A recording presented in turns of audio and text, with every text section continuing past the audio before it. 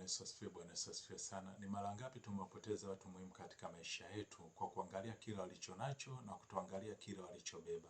Maana kile alichonacho mtu huonekana kwa wepesi sana katika ulimwengu wa nje au katika hali ya kimwili huonekana kwa wepesi sana. Mtu unaweza ukamwangalia tu hivyo ukaona huyu ni maskini, huyu sio type yangu. Kumbe usahau kile ambacho alichobeba ni fumbo ambalo Mungu kaliweka kwa ajili ya utukufu wa baadaye.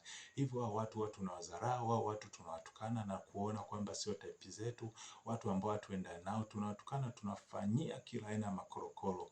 Mwisho wa siku sasa Mungu anavyoamua kujidhihirisha kwa ajili ya utukufu wa huyu mtu, tunabaki tukilalamika, tunasema ningejua kumbe huyu mtu alikuwa hivi, kumbe huyu mtu alikuwa hivi. Hiyo hali imetutokea sana katika jamii zetu. Angalia ni watu wangapi katika familia zetu, katika jamii zetu wamebeba destination hapa tuliwadharau, na sasa ni watu wakubwa katika familia zetu au katika taifa letu au katika jamii zetu. Hivyo mpendwa, nakusihi sana usipende kumdharau mtu, maana kila mtu kaja hapa duniani kwa kusudi la Mungu. Usijione kwamba wewe ni wa special sana.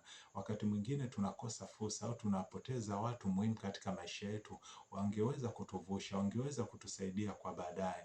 Ila sababu ya kuwadharau tunaangalia kile walichonacho na